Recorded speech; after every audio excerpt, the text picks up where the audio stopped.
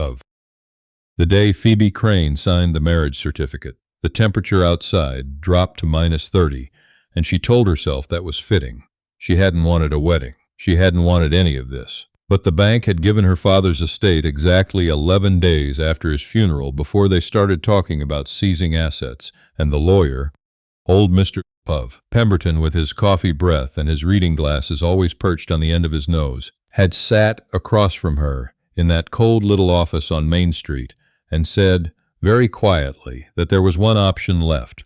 One. Reid heard the name before.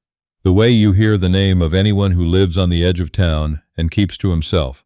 People in Hargrove didn't talk about him much, and when they did, they kept their voices low. He ran a trapping line up in the Selkirks, came in maybe twice a month to sell pelts and pick up supplies.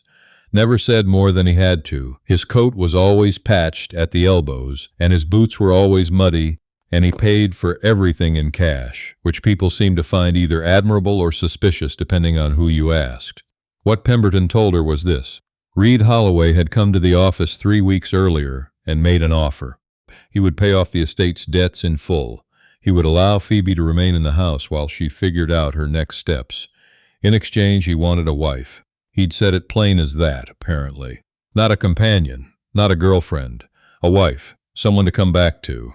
Phoebe had stared at Pemberton for a long time. He knows how old I am? He does, and he's 36. She'd looked out the window at the snow coming down in the street above. A dog was sitting on the steps of the hardware store across the road, patient and unbothered, watching the flakes fall. Does he know that I'll probably hate him? She'd asked. Pemberton had actually smiled at that, a small, tired one. I believe that was factored in, so she signed. The ceremony was at the courthouse on a Wednesday morning. Reid showed up in clean clothes, the first time she'd ever seen him without mud on his boots, and he was taller than she remembered, quieter too, which she hadn't thought was possible. He didn't look at her the way she expected him to. He looked at her the way you look at someone you're trying to understand, careful and without presumption, and she found that she liked that less than she would have liked almost anything else, because it was harder to be angry at. They didn't speak on the drive out of town. She'd assumed they were going to her father's house. When Reid turned the truck north instead of east, she looked at him. Where are we going? My place, he said. I thought the arrangement was that I'd stay. The house isn't livable in January, he said. Pipes froze 2 winters ago. Nobody's fixed them. She wanted to argue, but she couldn't think of a good way to win it, and she was tired in the particular way that comes after a month of not sleeping. So she watched the highway give way to secondary roads, and the secondary roads give way to gravel, and the gravel give way to 2 tire tracks pressed into snow. And she told herself this was temporary. Everything was temporary. Spring would come and she would go back and figure out the rest from there. His cabin sat at the end of a long pull through spruce trees. It was small and squat and gray, the kind of structure that looked like it had grown out of the ground rather than been built, and Phoebe sat in the passenger seat for a moment after he turned the engine off and thought, this is my life now.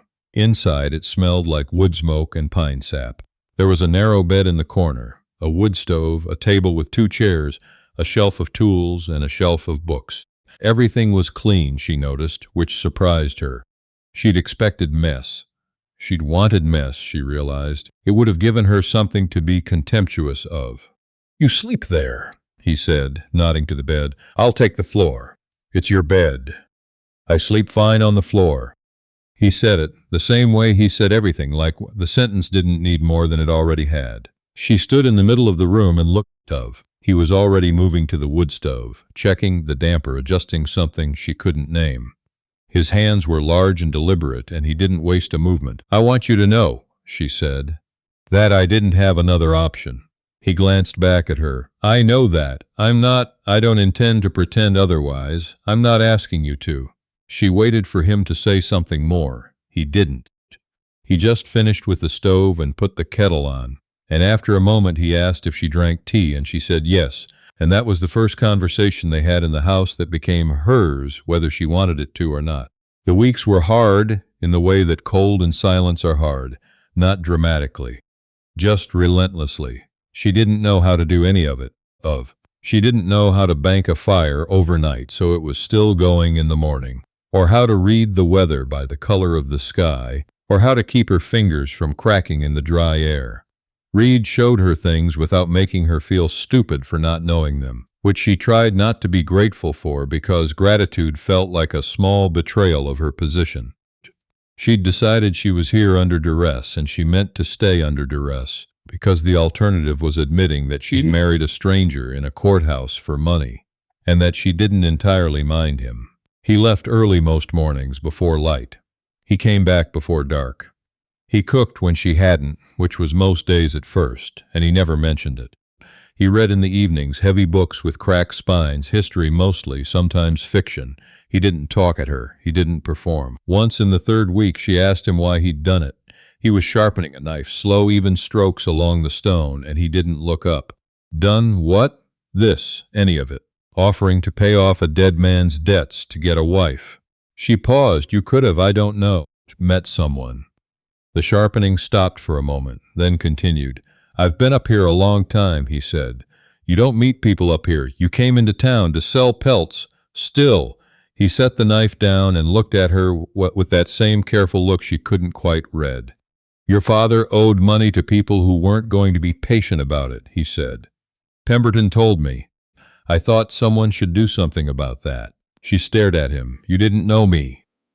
No, then why? Because it needed doing, he said, and picked the knife back up, and that was the end of it. She lay awake that night for a long time, looking at the low ceiling, listening to the sound of the wind working at the eaves. She thought about what he'd said, because it needed doing. She'd expected him to say something about loneliness, or about wanting a family, or about thinking she was pretty, the things men said. He hadn't said any of those things. He'd said it like paying off a stranger's debt and marrying her daughter was just a thing that required doing, the way a fence requires mending or a trap requires checking. Matter of fact. Unremarkable. She didn't know what to do with a man like that. February brought a storm that locked them in for 9 days. She'd thought she would lose her mind. She'd been raised in a house with 4 bedrooms and a separate living room and a back garden, and the cabin was 1 room, and there was nowhere to be that wasn't within 10 feet of him. She'd expected friction. She'd expected to discover something she could properly hate. What she discovered instead was that he was good at silence. Not the hostile kind, not the performing kind, just actual quiet, the kind that didn't require filling. He could sit across the table from her for an hour while she read, and she would forget sometimes to be on guard. On the 5th day of the storm she found the locked door. She'd noticed it before, a door at the back of the cabin, half hidden behind the shelf of tools, that she'd assumed was a storage cupboard. But she'd needed somewhere to put the flour, and she tried the handle and found it locked, and something about that snagged at her in a way she couldn't ignore. She didn't mention it to him. She noticed herself not mentioning it, which told her something. On the 7th day, she asked. He was splitting wood inside. An axe and a block set up near the back wall because the storm made outside impossible. He didn't stop when she spoke. There's a locked door, she said. There is. What's in it? He split a length of pine, set the halves aside, reached for another. Storage? Then why is it locked? Because things are stored in it, he said. And there was something in his voice that was almost dry, almost amused, and she had to press her mouth together to not laugh, which she resented. Reid, he stopped. He set the axe down. He looked at her with that patient, measuring look. Come spring, he said. I'll show you. When the pass opens, there's something I want you to see. When the pass opens, she held his gaze. He didn't flinch, and he didn't explain, and he didn't ask her to trust him. He just said, when the pass opens, and left it hanging there like a fact she could accept or refuse. She accepted it. She didn't entirely understand why. She wrote to her friend Nadia in the city sometimes, short letters, because Reid drove into Hargrove twice a month and would take mail on his way. I am living with a man I don't know, she wrote in February, and it is nothing like I expected it to be, and I don't mean that the way it probably sounds. He is not unkind. He is also not what anyone would call warm. He exists. He is very good at existing. I am trying to figure out how to do the same. Nadia wrote back. Are you safe? Yes, Phoebe wrote. I think so. I think he is one of those people who would not let something bad happen in his vicinity, not because he is a hero, but because he would find it inefficient. Nadia wrote back, "That is the strangest thing you have ever said to me." It was, Phoebe thought. But it was also true. Sometime in March, she stopped waiting to go home. She didn't notice it happen. She noticed only that it had happened, that she had stopped mentally counting the weeks until the pipes at her father's house were repaired, stopped framing the cabin as temporary, stopped experiencing every morning as something to get through. She'd started, without deciding to, learning the rhythms of the place, the particular quality of light that meant the temperature was rising, the sound the stove made when it needed more wood, the way to set bread to rise near the warmest corner of the shelf. She'd also started noticing him.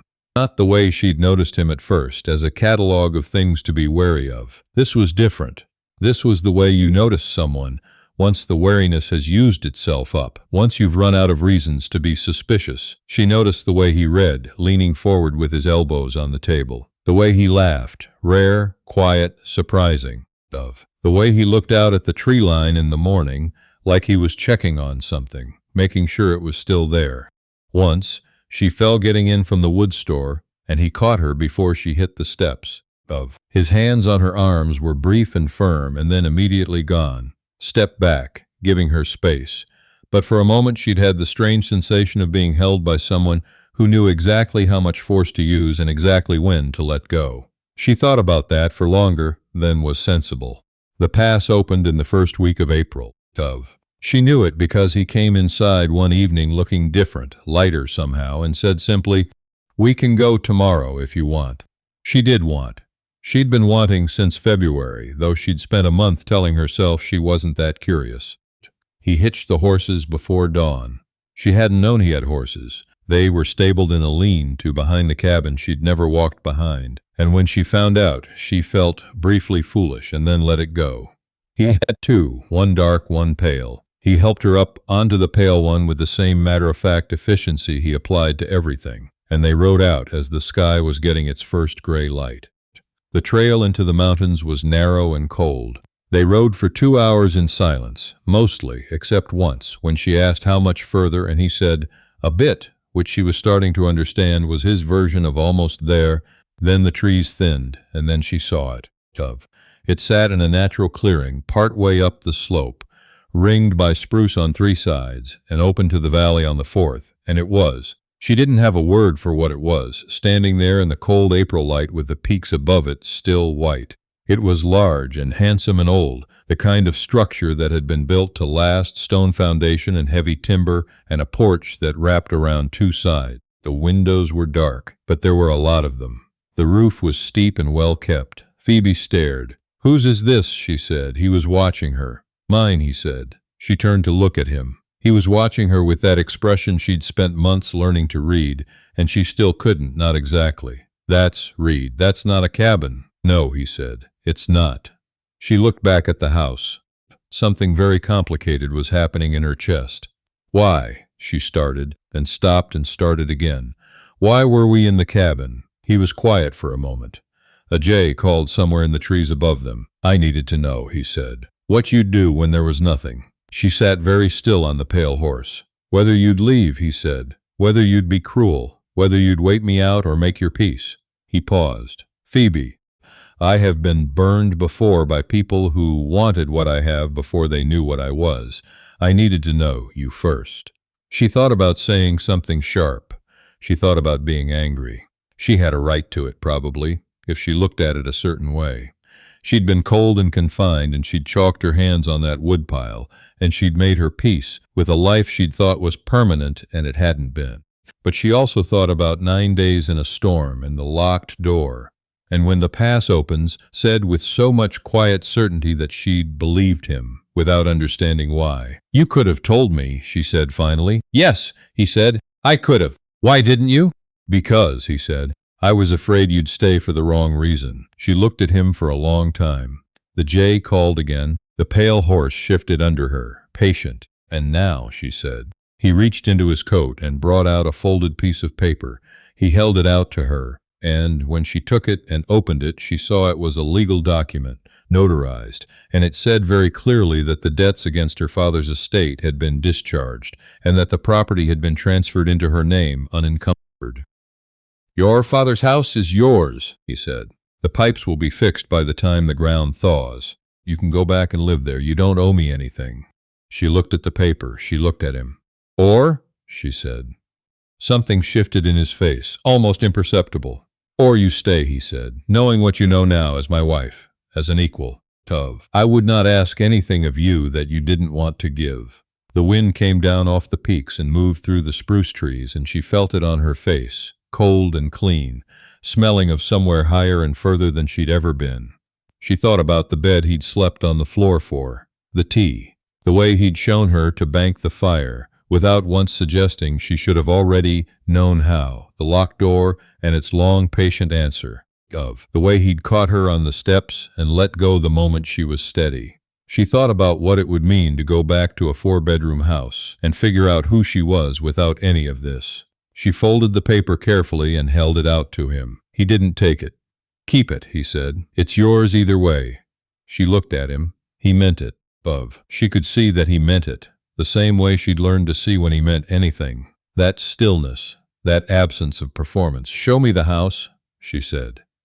He held her gaze for just a moment, and then something in him, some long-held careful thing, eased, and he nodded and turned his horse toward the clearing. She followed him. The porch boards were solid under her feet. The front door swung open on good hinges, well maintained, and inside it was cold still but not abandoned.